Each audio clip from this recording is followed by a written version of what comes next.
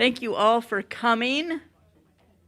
And thank the ladies for the wonderful spread of yummy goodness, and for the gentlemen watching the kids in the back and the gentlemen watching the tech in the front here. And I would like to introduce Barb. She's going to introduce our guest this morning, and we'll have our guest speak for about a half an hour. We'll have some Q&A. If you have questions, we'll do that at the end. And then we'll do another little break for some refreshments and do some worship with Carrie after that.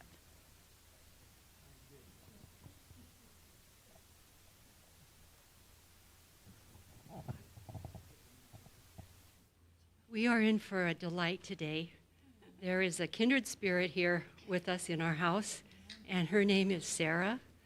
She loves God with her whole heart, and she loves children, and she loves women and families, and she loves listening to God's Spirit to connect them all and make them whole and take a journey with them. And so God brought Sarah into my life about 6 years ago, and I got to know some of the little children at Sasha's house and the mommies, and just beautiful families that are on journey, trying to figure out what God has for them, and a lot of them find it. I think all of them do. And so Sarah, come on up. This is our dear sister that's going to share her story with us today. So get your hearts ready for a great journey. Thank you, sweet friend. I have known about your church for a long time because I know Barb. And I'm just so excited to be with all of you this morning. I hope to get to know you by name today. And pull this up. Yeah, I'm just... Do you want to do this by yourself, or the guys can do it for you? You can do it. I always forget. I'm the worst at doing slides. You'll know. As I'm talking, you'll kind of know what to do. Thank you. But I'm just so excited to begin to meet you guys. And Barb, it's so special to be here with you this morning. Barb has been a dear friend to me and to Lighthouse, loving the children. Wherever we need help, she is there. She's done yard work for us. She's planted gardens for us. And I just love her heart. So I'm sure that represents all of you. So 2 things I'm going to do this morning. I'm going to share about what Lighthouse is. What do we even do? And then I'm going to share how we got here. I'm going to share my story about how Lighthouse was formed and why we do what we do. So Lighthouse, for those of you that don't know, we're a local Christian nonprofit right here in Des Moines in South King County. And we're committed to breaking the cycle of abuse one relationship at a time. That means we walk beside women and children and help them learn God's healthy design for relationship. And we've been doing this for over 10 years. So we've just had our heads down and working with the families and learning about the community and finding out what the needs are. And it has just been a pleasure. So I'm going to share some statistics about why we do what we do. Some of you might be familiar with these. 1 in 3 women experience domestic abuse. 1 in 3. Yes. And I can attest to this just in the 10 years of serving this population that this is true. And this is regardless of socioeconomic status, education, race, even religion. So that's 1 in 3 in your workplace, in your neighborhoods, at your gym, in your church. That's what we've found to be true. Domestic violence is the leading cause of injury to women, more than car accidents, muggings, and rapes combined. 98% of women living in domestic violence experience financial abuse. This is the number 1 reason survivors are not able to break free. And not surprisingly, domestic violence is the 3rd leading cause of homelessness. Every year, 10 million children witness violence in the home. That breaks down to about 1 in 15 kids. And what we know is those that witness and experience violence in the home, they're twice as likely to become perpetrators of abuse or victims because it's a learned pattern of behavior. So those statistics are alarming. Kind of our brains shut off because that's a little overwhelming. It can feel a little daunting and hopeless, but I just want to share that there is hope. Breaking the cycle of abuse is 100% possible. but it takes all of us working together. Through our awareness and action program, we come alongside churches and communities and businesses, and we have trainings to help equip all of you how to recognize abuse and then respond in effective and safe ways. And our heart behind this is because only 1% of those experiencing abuse will reach out to professional organizations like Lighthouse or any of the other great organizations in this area. 1%. So 99% are reaching out to their friends, their family, and get this, the church. Even if they've never stepped foot in a church, they will go there looking for help. So how important is it that the church is equipped to handle that situation, know how to connect them to organizations that are trained in trauma and abuse for families to receive help? Abuse is a really complex issue. It's not black or white. It's tied up in love, but also fear. It can be tied up into meeting basic needs like food and shelter. It's very complex. And so to break the cycle of abuse, it will take all of us working together, learning the signs and what it looks like in the different forms, and then connecting families to resources that are trained to help them. We are in this battle to break the cycle together. In the back over there, I have a brochure, and this is our general brochure that we encourage churches to put in the women's restrooms, because that's a safe place, right, for a woman to maybe go, there's something. It has questions like, in your relationship, do you feel like you're always walking on eggshells? Do you feel like you're in a relationship with two different people? Do you feel like you're losing your mind? It's questions to make a woman go, man, that is actually how I feel. And then on that brochure, it has our information, it has other organizations in the area, their information, so that a woman could safely reach out for help. So I would encourage you to take one. I can leave some for your women's restroom. That's a great way to connect people to us. And again, the statistics are alarming, but in the last 10 years, I have 100% learned that breaking the cycle of abuse is possible. New life is possible. Change is absolutely possible for anyone given a chance and surrounded by a supportive, healthy community to heal. And that's exactly what Lighthouse provides. Our abuse and trauma recovery program called RISE is a trauma-informed approach to healing and building a thriving life and healthy relationships. We believe, just like I know the church believes, that healing only happens in the context of relationship with God and with one another. It doesn't happen in isolation. And new life develops as we practice that in a safe and healthy community. It's exactly what God designed the church to be, which is beautiful.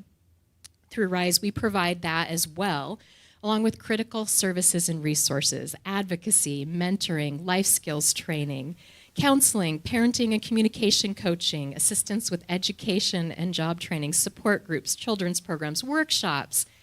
It takes a lot to heal and rebuild.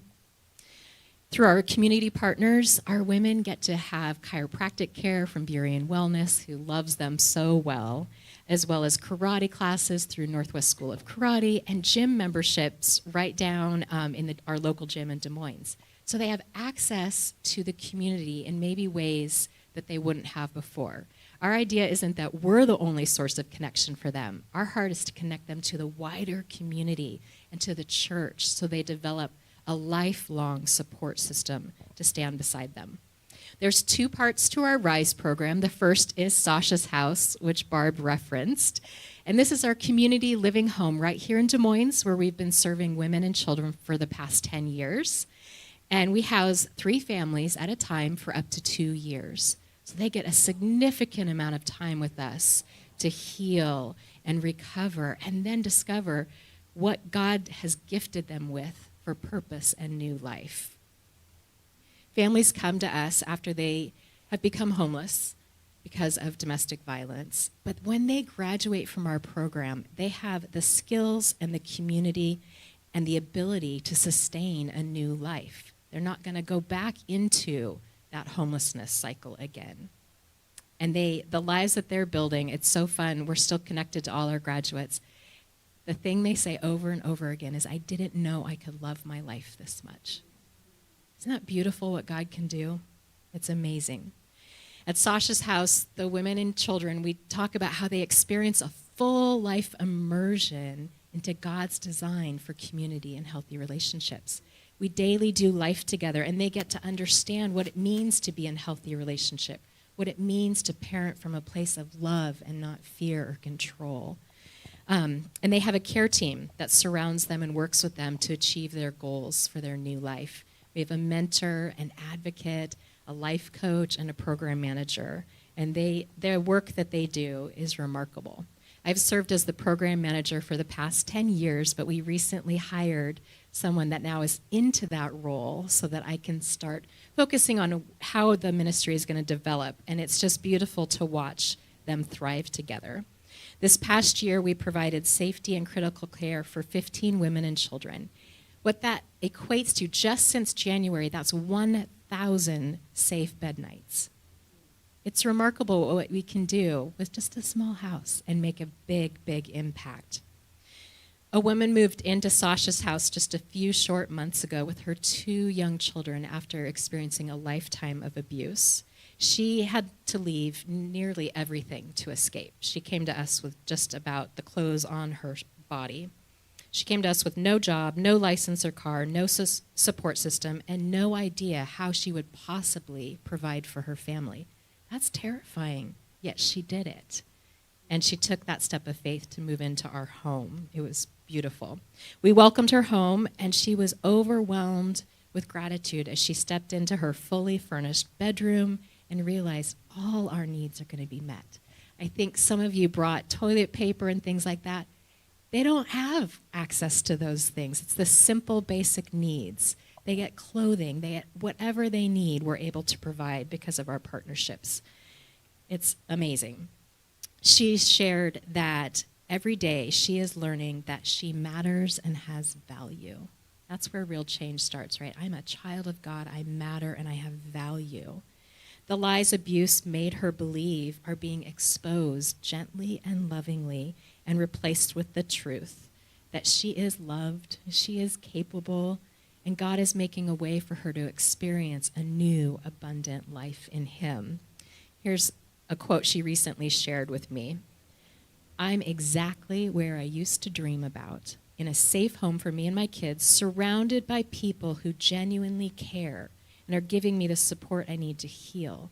I'm living my dream and getting to create the life I've always wanted. Again, this is just a few short months. She's been with us 3.5 months now. It's remarkable what can happen so quickly. I know that God placed me here in this home. I've never seen or experienced healthy relationships or parenting. All I've known is toxic, abusive examples, but it stops with me.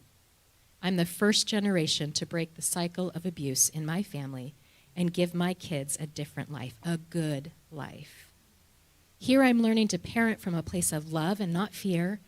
My relationship and connection with my kids is growing every day.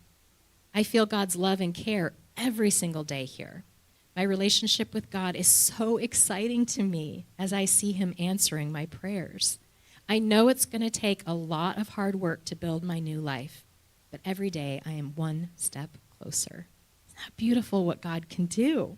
This precious woman, she is so close to getting her license and the freedom a car brings. Right now she walks about 3 hours a day to get her kids to and from daycare. Staff helps, obviously, with a lot of transportation, but we can't do it every single morning and night, and so she commits to walking with those kiddos. But she is, I think it's next week, she's taken the written portion, she's going to take the driving portion, and for the first time in her life, she'll have a license. And we are praying and believing that God will bring her a car. So if you know of someone that says, yeah, I have this car we never use, we donate it to Lighthouse. It will be so well used and loved. I promise you that. It's amazing. And she is now exploring career options because that fear of how will I provide for my family if I'm separated from my abuser, who was the sole provider of her family. And she is excited to explore those options and look at turning the rest of her dreams into reality. I'm telling you, ladies, we witness the miraculous at Sasha's house on the daily. It is such a privilege to see God show his love in ways that women and children can experience his love and care, even though their life has not shown love and care. They're starting to experience him in real time and in real life. We get to see the gospel set captives free, to radically transform lives and turn beauty out of ashes. You know those scriptures? It's incredible to see it in real time happening right in front of us.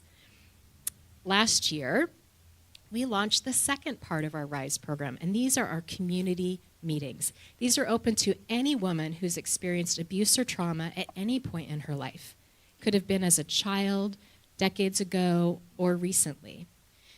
This is where women are housed. They're fine, but they haven't been able to receive the healing and support and community necessary to move past the abuse so it doesn't continue to impact their daily life. Women of all ages participate. We have young women in their 20s up to women in their 70s, the whole spectrum. Healing is a lifelong journey, isn't it? We go deeper and deeper and deeper. We meet twice a month at a local church for support group as well as workshops. All of this is designed to foster relationship, healthy community, and to heal and to grow in and through Christ. We begin each meeting with a shared dinner provided by local churches in the area. And that really helps set the tone of we're here for fellowship, for relationship, before we move into our meetings and children's programs. One participant joined our support group after many years of trying to heal on her own. She was married, had a wonderful life, a wonderful husband, had a great job, and was really working hard to overcome the trauma of her past. But she felt stuck when she came to me and said, I just don't feel forward movement. And because we know that healing happens in relationship, what did I do? I invited her to join our community meetings. And she was very scared. That's scary, right? To not just know my stories between me and God and maybe my husband, but now I'm going to interact with the larger community. That's scary, but with fear and uncertainty, she joined. This is what she recently shared. My healing journey was a lonely one until RISE. I now know that I'm not walking this path alone. It has been an amazing experience being able to hear my thoughts and feelings echoed in the voices of others has given me a community I never had before. I am not alone. And it's given me hope. This community has given me more than I could ever explain. I've learned to be secure in my voice, and I've gained enough confidence to share my story. This is all because of the relationships and growth I've experienced in RISE. Healing happens in the context of relationship with God and with one another. Many women have joined our RISE community meetings in the past year because they just haven't had a safe place to process abuse and trauma and heal. One woman came to us about a year ago, and she shared, I know that my abuse from years and years ago is impacting my life today, but I don't know what to do about it. I pray, I cry out to God, and I'm just still stuck. She just didn't have access to help, didn't know where help was, and RISE is giving her the support and guidance that she needs to heal and grow. This is what she shared. Being able to talk out things from my past that I hadn't healed from in a safe environment is what seems to be helping. No judgment, no opinions telling me what to do or not to do. Sharing with people who have been through similar events is helpful. I feel more and more healed with every support group. It's giving me the space to reflect on the impact of my childhood trauma, heal, and grow into the woman God created me to be. God is so faithful to heal and transform. While the women are connecting in their meetings, we have a children's program for the kids. Barb is one of our volunteers once a month in that program. And the goal of that program is to connect the children to healthy adults who can model healthy interactions, God's design for relationship, because we know that is what can change the trajectory of a child's life. One adult can change the trajectory of their life. We start each of our children's class time with a Bible time. And it's the same structure every time. And we're sharing the stories from the Bible to show them who God is and how much he loves them. We get to have beautiful conversations with these little ones whose hearts open more and more and more to the love of Christ. God has truly done more than we thought possible in this past year. You know, God's plans are always so much bigger than ours, aren't they? We kind of think, oh, we'll start small, and God has just blown us away. Last year, we started with 5 women and 2 children, and we've not been hugely publicizing because we're kind of in development still with this. We are now have over 45 women and children participating in our support groups and our workshops. Praise God. It's been incredible. And we are just getting started. We are so excited to see what God has and where he's going to lead us in this next year. Judy asked me some questions, and I'd love to answer some of them.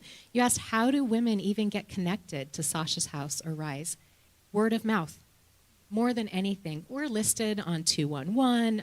Organizations have our information, and we get a lot of calls through that. But more than anything, it's word of mouth. That's how people are coming to the community meetings the most. For Sasha's House, it is more through word of mouth, but also through other organizations. We partner with Young Lives. We partner with a lot of local organizations that will refer families to us. Let's see. So, I just want to share that if any of you have worked in sort of this type of field, you know that healing is super messy. It's complicated, it's super hard and time intensive, but it's also breathtakingly beautiful. It's the most beautiful thing we could possibly see, to watch God transform a life from the inside out, and it's worth it every single time. Because we know if we can help one family break the cycle of abuse, heal, and build a thriving life in Christ, it doesn't stop with that family. It moves through their sphere of influence, and the one multiplies to the many. It's incredible to watch as the women realize that they matter, that their lives matter, they have value and dignity, and they're worthy of love and care.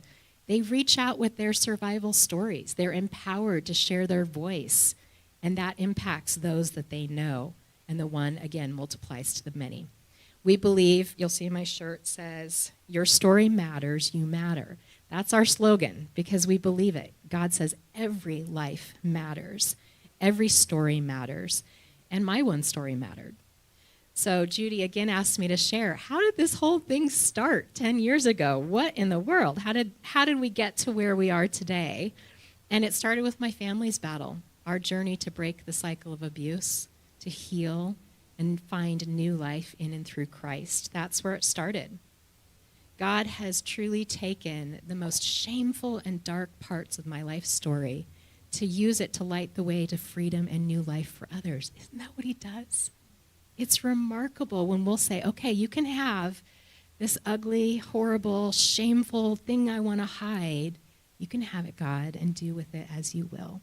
And that's where he birthed Lighthouse out of. And again, he has done so much more than I ever could possibly have dreamt or thought or imagined. He still blows my mind every single day. So our story is that my husband and I grew up in abusive homes. We experienced trauma as children. My husband's severe trauma and abuse, like all the typical stuff you think of, the horrors, that's what he grew up in. I, too, grew up with neglect and abuse. It looked very different. It was a lot more of the verbal, and then I had unfortunate trauma things happen to me as a child. So what did we bring into our marriage? Our unhealed wounds, our past, our trauma patterns and responses, and the patterns we had learned. That's all we had ever known. So how do you think that went? It imploded. It was horrible. We had 4 children very quickly, boom, boom, boom, boom, boom, and life imploded completely on us. Here's the interesting part about our story. We knew things weren't right. We had come to the Lord. We wanted something different, but we didn't have any idea how to get there. Very active in our church. We surprisingly didn't hide what was going on. We wanted help. And the place we thought to go to was our church because, they knew us, they loved us, we trusted them, and they did love us to the very best of their ability with what they knew. And we were told to go to marriage conferences and marriage retreats and counseling, all of which we did. 100%. So many counselors over the years, so many marriage conferences, and we would really try, but things would then cycle back into abusive patterns, right? We just couldn't break the cycle of what was happening. We didn't even know to identify it as abusive patterns of behavior. We would never have said that. No one was getting hit. None of that was happening. So we would never have used the word abuse. Now, 100%, we were living in the cycle of abuse. 100%. That's what I can see now. We talked to our pastor, we prayed, we tried, but the patterns persisted. It wasn't until a deacon, no, he's an elder and his wife, and another deacon, who I genuinely think were sent by God, entered into our life, asked permission first to enter into our life more deeply, which again, we weren't trying to hide things. Again, that's unique in our story. A lot of abuse is hidden for years and years and years. That's not what we were trying to do. We just didn't know what to do. And they asked permission to get to know us more, to enter into our life, that they saw that we were in pain. And we said yes. And they did. And here's the beautiful thing. They were trained, the only people in our church, they were trained with what abuse looks like. So when I would share, and my husband would share, the light bulbs were going on. Oh, we think we know what's going on. This took a year, right? It wasn't just overnight that they stepped in, got to know us, and they're like, we've diagnosed it. That is not how it happened. But they built relationship with us. They said, we love you, whatever, the good, the bad, the ugly. We are here. We love you. We want to help. They built genuine relationship. We didn't feel like they were trying to fix or rescue or change, but they wanted to know. They wanted to know what was going on. And when another sort of incident happened, they were the ones that I called, right? I called them. And they were instrumental in what needed to happen was a separation. My husband and I had to separate. We had to seek healing on our own. We had to not focus on trying to fix the marriage at that point. And they were the first ones to connect us to trained counselors in domestic violence. People that knew the cycle of abuse, knew that it was a learned pattern of behavior, knew the unhealthy coping strategies from trauma from your childhood. And they were able to open our eyes to what the root cause of the issues in our marriage were. It wasn't a communication issue. It wasn't all the things that healthy marriages you can talk about. It was a pattern of abuse. And once we dealt with that, everything changed. Everything changed. And again, this was a long, slow process. But God did radically change me. He radically changed my husband, and he reconciled us in such a beautiful, powerful way. Amen. It was him, and it was people willing to step into the mess that had the knowledge to identify the root cause. Again, Lighthouse is not founded on the idea that every couple is going to reconcile. That's not reality. Our heart is to come alongside women and children and help them heal and thrive in life. That is what we focus on. But it did grow out of our story. Let's see. Breaking the cycle of abuse and healing, it really is nearly impossible apart from God. It is impossible. And the obstacles to breaking that cycle are incredibly huge. There's fear, shame, financial limits, housing, viable employment, lack of community support. The barriers just stack up. They're so hard to overcome. And so when I was going through this, when my family was going through this, we had the support of a local church. We had the genuine care and love of people who said, we're not going to leave you, no matter how messy this gets. We're not leaving you. We had family that financially said, we're going to help so that we could separate, we could heal on our own before coming back together. They paid the incredible gift of paying for our counseling so we could go to counselors that were Christ-loving, but also had the education, training, and wisdom to identify what the real needs were and how to heal. We didn't have to do this on our own at all. I had a home to live in. My husband had a home to live in. I mean, so many of the obstacles were overcome just by the community and our family that loved us and wanted health for us, whether we were able to reconcile or not. They were committed to our health. And we both had a relationship with God. We knew him. We invited him into that process. We weren't alone in that. And we knew that he was the one that was going to have to break patterns of generational patterns of thinking and living to heal us from the inside out. And in his mercy, restore our relationship. So after healing and reconciling and just living our life, God began to stir my heart. And he showed me all the support and advantages that we had to breaking that cycle. And in 2012, I just began to feel a burden for women in the community and kids in the community that had no support, that had no way out, that had no hope. And it just, you know, when God puts a burden on your heart, it is heavy, it is thick. You cannot run from it long. And so he began to plant this vision of a ministry.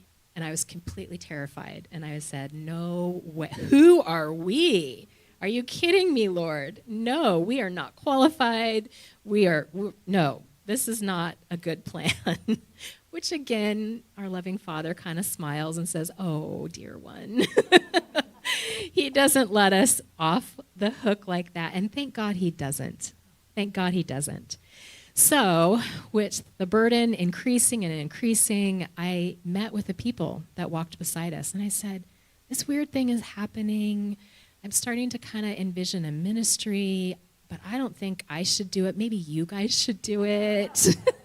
Right? Isn't that what we do?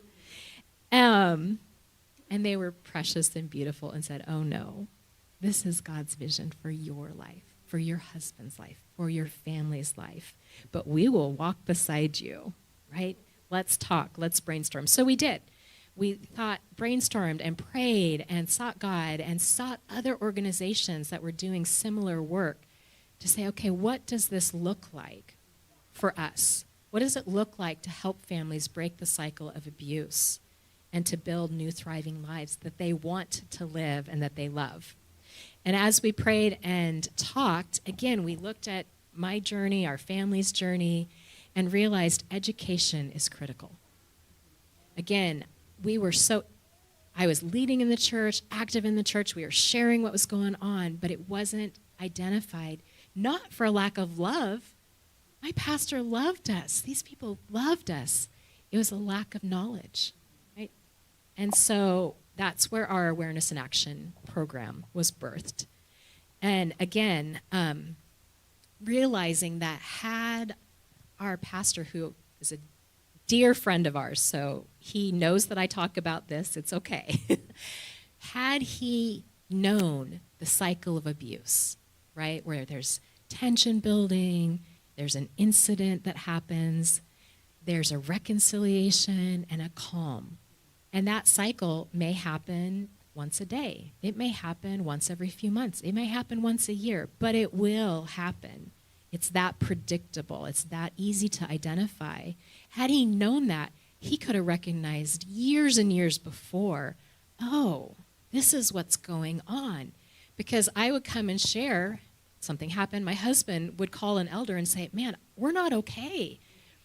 And then there would be apologies and some reconciliation, and a period of calm would go, and we would all praise God and go, oh, there's change. We're both changing. This is so great. but it was fake. Not that we were fake, but it wasn't dealing with the root heart issues that had to change for true healing. So then we would get confused, like, what's happening here? What is going on? He didn't know about that. They didn't understand the different types of abuse, that physical is just one part. Psychological, emotional, and verbal is actually the most devastating and hardest to heal from. That is part of it, that there's financial abuse, there's spiritual abuse, there's all forms that abuse takes. They just didn't know, and we had no clue, obviously, that any of this existed. I thought abuse was when you were hit, period. That's violence in the home. There's so much more than that. And they just didn't know that recommending marriage counseling and marriage retreats and conferences is actually more harmful. So just know that. And again, in our trainings, we come in and help churches know all of this information. So you're equipped when you see something, or couples come to you, or a woman comes to you, or a man comes to you, that you know how to safely engage in that and not accidentally cause more harm. It's just a lack of knowledge, not a lack of love, not a lack of love. But we would go to those, but it never addressed the root cause, because it couldn't, right? That's not what those are designed for. And it's very dangerous, and abuse is just complex. So the Awareness and Action Program was birthed, and we have had the joy of training so many different churches, leadership teams, church bodies, local businesses and organizations, so that you guys are equipped to see and hear and know and then connect people to us or other organizations doing tremendous work. The second thing that was on our heart was the whole idea of housing, right? That housing and financial resources, you're so limited, because what is your option? So if I leave, my children and I are going to be homeless on the streets, right? Maybe my abuser will end up getting the kids, and I'm not there to kind of buffer what's happening. There's just the choices, there's no good choice. So we wanted to create a housing and support system for women and children, and that became Sasha's house. And that, that's where Sasha's house came from.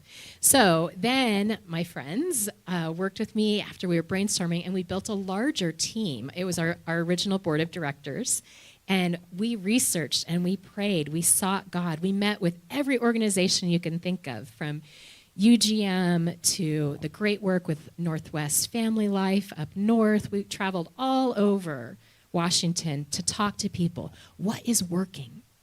If you started now, what would you do differently? Because, sometimes we get stuck that, we're too far in, and all the dynamics, we can't pivot a little bit.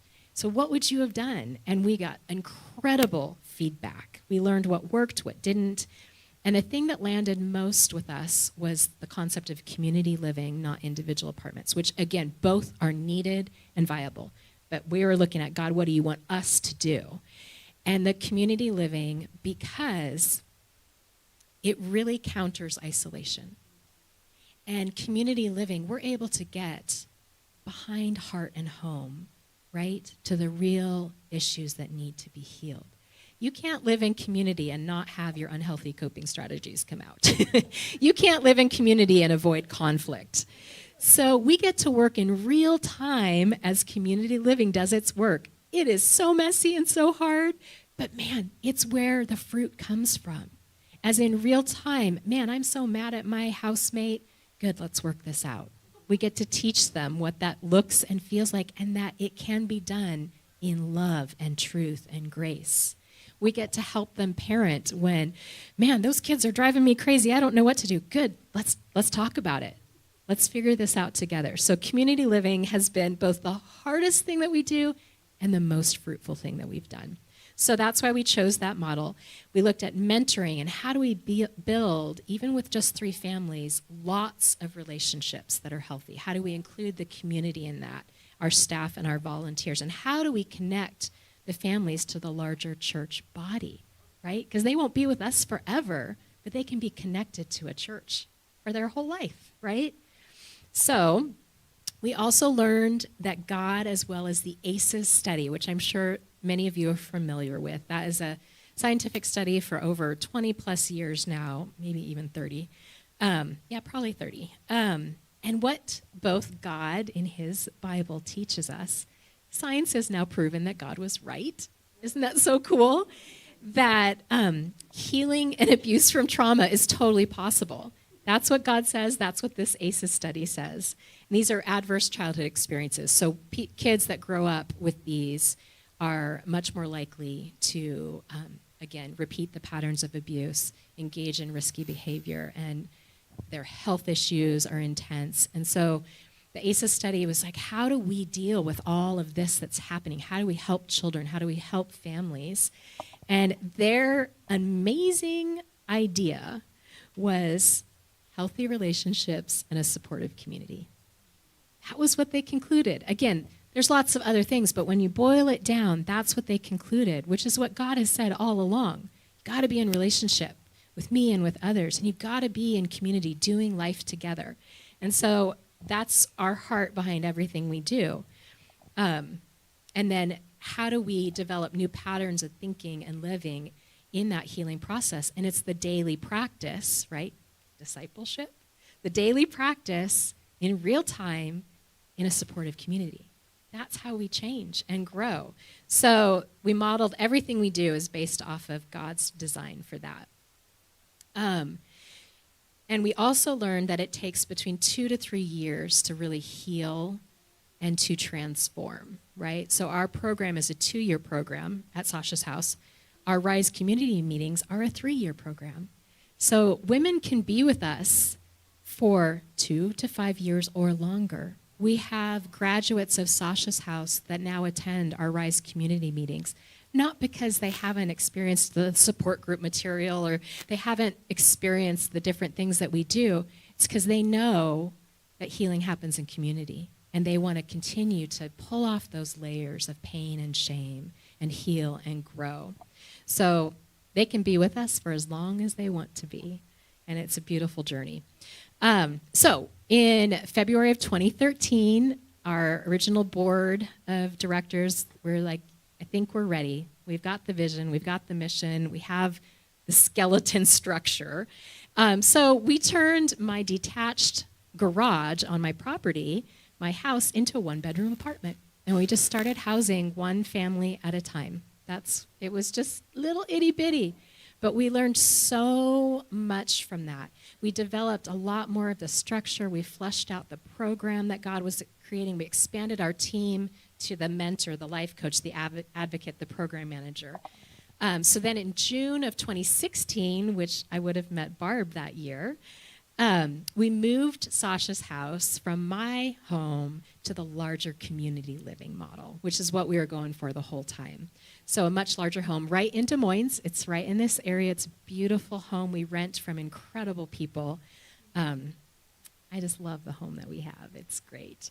So we moved to that, and we began to house 3 families at a time, which then taught us a lot, right? Again, okay, what does this look like? Wow, this is messy. This is hard. This is good. This is good. This is good. And we flushed out the RISE curriculum over the next 6 years as we walked beside families and let them educate us. What does trauma-informed care look like? We had done all the training and classes, but what does that look like? Well, they inform that, right? They tell us what that looks like to walk beside them. We learned so much from one another. We identified what the true needs were, where there was lack, what we could do and fill in the healing and rebuilding. And our curriculum provides practical tools and resources and good care, but it is grounded in the gospel. Because apart from that, nothing is lasting apart from what the gospel does, right?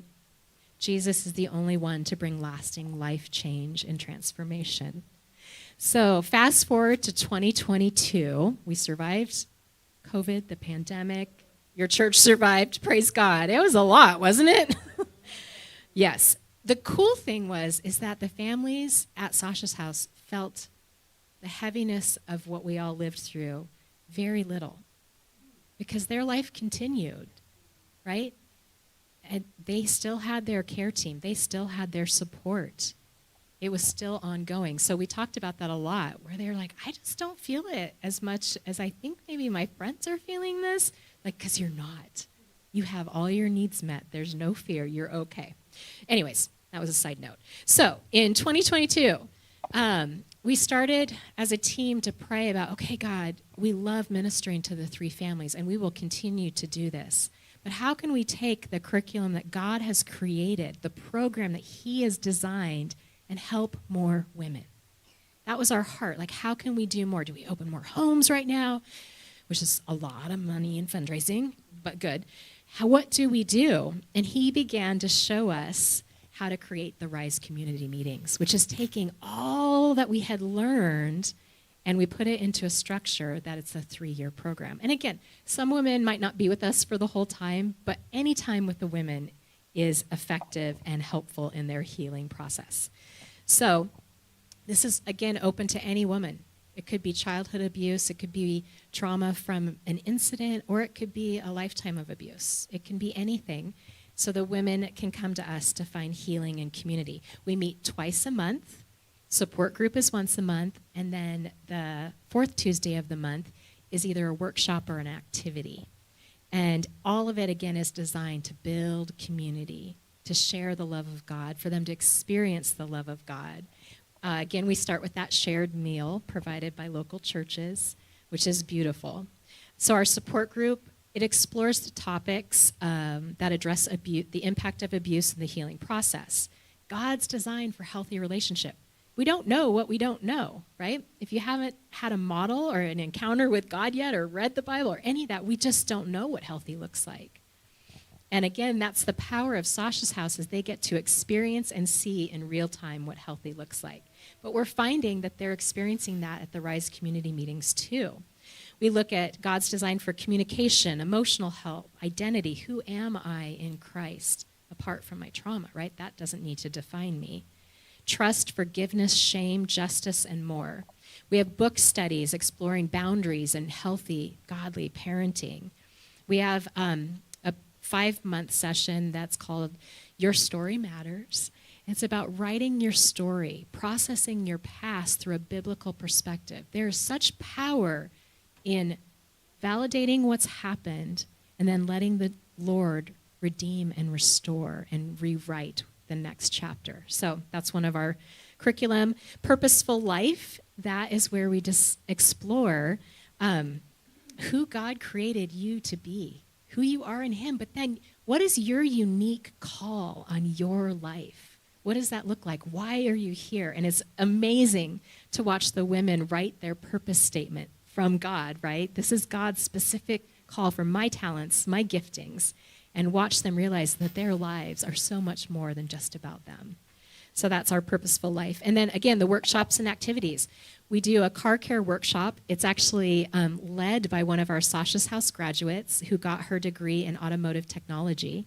She comes back and she helps women learn how to care for their cars and have independence, right? To know how to maintain their transportation. We have self-defense class. We have a workshop on how the brain heals. God designed our bodies remarkably. I mean, it's incredible that we can build new neuro pathways and learn and think differently. That's the whole take our thoughts captive, right? God knows. It's so cool.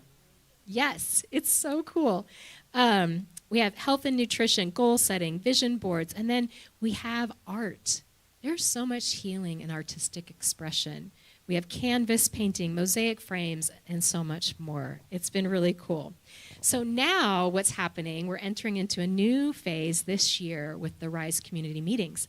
We're partnering with the Mountain Church, local church. Many of you might be familiar. That's my church that I attend, the Mountain Church. And we're working with them to develop a team of volunteers from their church to create a replicatable program so that any church could have a domestic abuse and trauma recovery program. It could be local or across the nation. God's giving us a huge vision for what it looks like to create community within the body of Christ to address these specific issues. So, yes, so we're working with them on what would this look like for churches to take our curriculum, our model, our leadership model, our training, and then do this on their own. So we are partnering with them, and we're just so excited to see what God has in store for this. Okay, so that is what we do. That's a short Cliff Note version of how we got here. So you're probably asking yourself, I hope, what can you do? How can you help and partner with Lighthouse? My first thing is always pray. Will you pray for us? Will you pray for our women? Will you pray for our volunteers? Will you pray for our staff? Will you pray for the second and fourth Tuesday of every month as we meet with the community meetings? We are going into some really dark places to break generational cycles of abuse and share the life-transforming power of the gospel, and the enemy is mad. He does not like it. Pray for our staff's families. We cannot do this apart from God and the prayer coverage of his people. Take one of our Lighthouse brochures or our Rise brochure. Let people know in your sphere of influence that we're here, that we exist, and we're here to help. Again, I encourage you I can leave some brochures to put in your women's restroom. It's a really great place to start. Take one of our Rise brochures and learn more about what it would be for you if abuse and trauma are part of your past, to continue your healing journey, but also come alongside women that are in their healing journey. So if you want to learn more about that, I encourage you to take a brochure to give to someone you may know or come across. I have a sign-up sheet in the back. I'd love to stay connected with you guys. Sign up for our monthly e-newsletter, and in that you'll hear testimonies of life transformation, updates about what God is doing in and through Lighthouse, but also current needs. Thank you so much for bringing the paper products that you did. I know that might seem little, it's huge, because that communicates to our women in Sasha's house that there's a larger community saying, we are with you, we are for you, you are not alone, you can do this. So you'll find out what our needs are. Our needs are always toilet paper, always. Always baby wipes, always diapers, always feminine hygiene. Like if you're ever thinking, oh, what could I pick up for Lighthouse? Any of those, anytime, are always needed. So here is a fun idea. What if your church provided one meal once a quarter for our Rise community meetings? What if you got together, even a couple of you? And it's so fun because we always tell the women, oh, tonight's dinner is from the Mountain Church, or it's from Gathering Place, or it's from Hope Church. These are all local Des Moines churches. And the list goes on. I would love Salt and Light to be a part of that. So prayerfully consider bringing a meal. We also, a tangible volunteer thing is we always need drivers. So the majority of the women that come to us do not have a license or a car. And that takes quite a bit of time to get there, right? And so right now we have one mom has her license and a car. She's great. Two of our families do not. The one woman I shared about, which she's close, but we don't know when a car will come. So that depends on the Lord, right? And then another woman, we're about to move in. She has 2 little kids, no license, no car. And so what drivers do is they help mom get kiddos to and from daycare. There's no bus line. Even though we're on a main road, there's bus stops all along the way. If you notice in Des Moines, they've just shut them all down, right? All the normal residential streets, there is no access. You have to walk up to Pack Highway or over to Highline College. And that's a hefty walk with littles in the rain. So we give them strollers and we give them rain gear and all of that stuff. And our staff works to offer to drive every Monday and Friday and home on Wednesdays. But Tuesdays and Thursdays, they don't have access to that. So it can be as simple as just saying, I could drive once a week. I could drive once a month. I could drive. And it's just a short 5-minute trip to and from versus a 3-hour walk there and back, right? So that is a great way while women are working to get their cars and licenses. Barb serves in our children's program once a month at our Rise community meetings. We have a great team of people, but we always need backup subs. One of our regular volunteers had to call out sick. 2 others had to call out sick. It's that kind of season. So if you have a heart for kiddos and want to serve as a sub, we would love to talk to you. I think those are some great ways to connect. Those are tangible ways that you can really make an impact.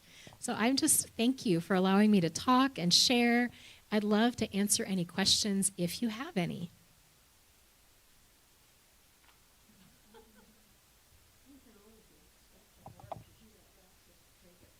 Yes. Yep.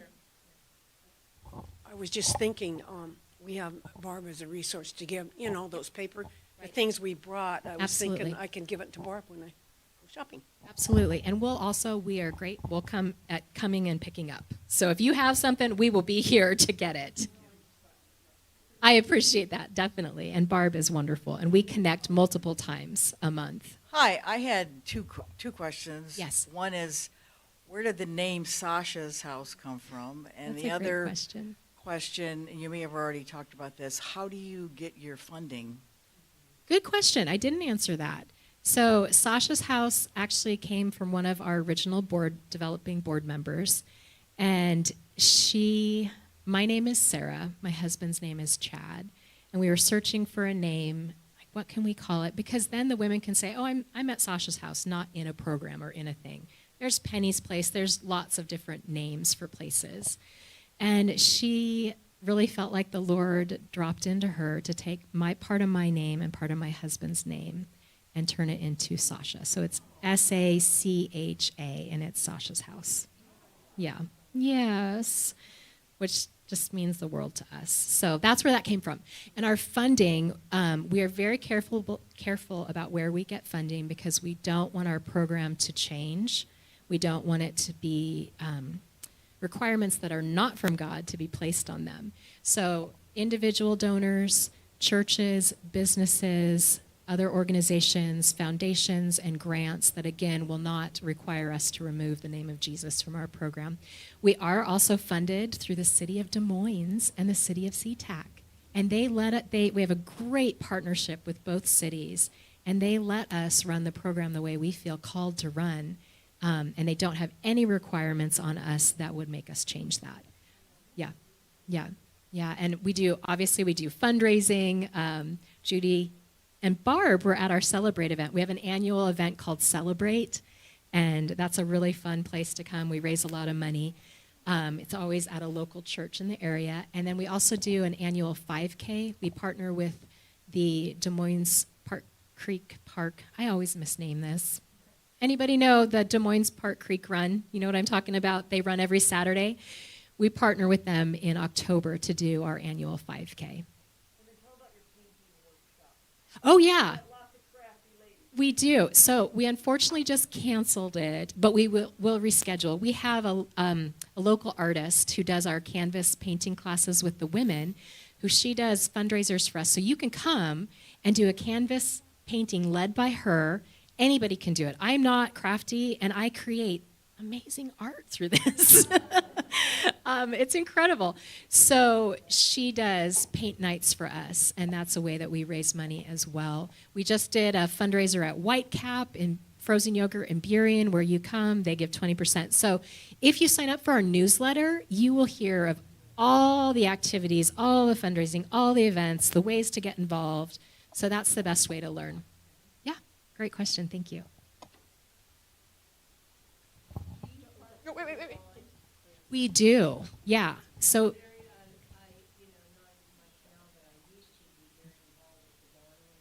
yes.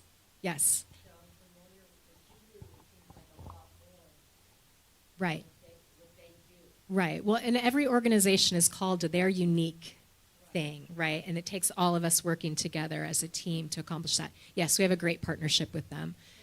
Yeah, a lot of, not a lot, but I'd say quite a few women that have been in their shelter have come to us after, because we don't do emergency shelter. They do emergency shelter, which is so needed. We invest for the rebuilding and healing process. Yep. Okay.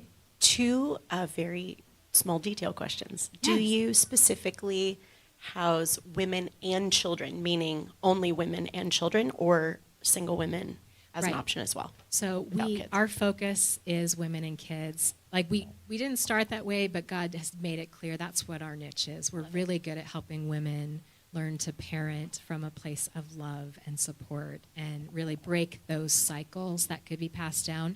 But our Rise community meetings are open to we have a lot of single women that come to that, as well as women with kids. That's awesome. Yeah. And then you also mentioned your amazing care team that you have around them. Yeah. And you alluded to counseling in the midst of the wider Yes. piece of what you shared. Yes. What does what, if anything, does the counseling connection look like for the ladies in the program? Right. So we partner with counselors, Christian counselors that provide their services. And yes, so they have access to counseling. Some of them go once a week, some of them go twice a month. It's really based on what their need is. Yep. Great question. I will share. So future, are you ready to come get behind the scenes look at where we're going after God develops this Rise community meeting? Our heart from the beginning has been for perpetrators of abuse as well, because we know that God can heal 100% and transform their lives. So we've been in meetings with a lot of local pastors and men, and my husband has been partnering with different counselors to identify, like, what would that look like? And we have a name for that. It's called Restore. It will be our Restore program. But God only knows when that will all come together. Yeah. But we're in it for the long haul. As you're talking, I know everyone here is thinking about people that they know that aren't here. And if you had any resources, like books or things like that, so that when we do speak with those people, we would have the right direction. Right, like books that are out that they could read. That we could read first before we talk to them, and that they could read. Right. So we do have a full list of resources that I could email Judy. I'm terrible at names and authors, but I can email them to you, and then she could share that with you. That'd be perfect. Okay. Thank you. Yep. No, people at home will be able to hear. People at home? People. Online, yes. You mentioned your trainings. Are those open community trainings, or are those like specific to one congregation, for instance, hosts a training? No, they're open. So we've had Resurrection And Lutheran. when is your next one? They hosted a multi-church one, and our first training that we do with churches and businesses and organizations is called Recognizing and Responding to Domestic Abuse. And so that's really the foundational one. And we do not have anything scheduled right now because we've been in this transition shift of hiring some new people. But if your church is interested, all you have to do is reach out. And I would love to bring a training here. We would absolutely love to do that with you. Yeah. And then we have trainings that go deeper with, like, church leaders and ministry leaders, and how do we make sure that our children's ministry or our women's ministry or any of the other ministries, our welcome team, how can we ensure and help them to see through a lens of trauma? Because we want people, right? That's who we want to come into the church. But how we minister to those people, we can either remove barriers or create barriers. Again, not a lack of love, but just a lack of knowledge. So that's a deeper training that we do. Do you and your husband do this together? So he is 100% a part of what we do, but he does work a full-time job.